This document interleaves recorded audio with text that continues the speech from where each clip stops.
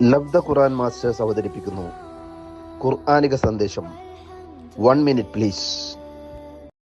അസ്സലാമു അലൈക്കും വറഹ്മത്തുള്ളാഹി വബറകാതുഹു. പ്രിയമുള്ളവരെ, വൻ പാപങ്ങളിൽ വെച്ച് വൻ പാപം ഏതാണ് എന്ന് ഞാൻ നിങ്ങൾക്ക് അറിയിച്ചു തരട്ടെയോ എന്ന് 3 പ്രാവശ്യം ആവർത്തിച്ച് റസൂലുള്ളാഹി സ്വല്ലല്ലാഹു അലൈഹി വസല്ലമ തൻ്റെ സ്വഹാബാക്കളോട് ചോദിച്ചുകൊണ്ട് പറഞ്ഞു കൊടുത്തൊരു കാര്യമാണ് അള്ളാഹുവിൽ പങ്കു ചേർക്കുക എന്ന്.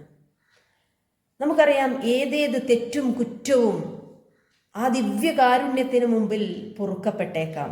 എന്നാൽ അള്ളാഹുവിൽ പങ്കു ചേർക്കുക എന്നുള്ളതിന് പ്രത്യേകം പശ്ചാത്താപം അനിവാര്യമാണ്.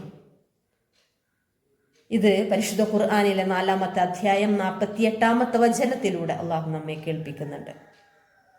ആരല്ലാഹുവിൽ പങ്കു ചേർത്തുവോ അവൻ ഗുരുതരമായ കുറ്റകൃത്യമാണ് ചമച്ചുണ്ടാക്കിയത് എന്നും അവന് ചെന്നെത്താനുള്ള ഇടം ശാശ്വതമായ നരകമാണ് എന്നും അള്ളാഹു നമ്മെ കാത്തുരക്ഷിക്കുമാറാവട്ടെ.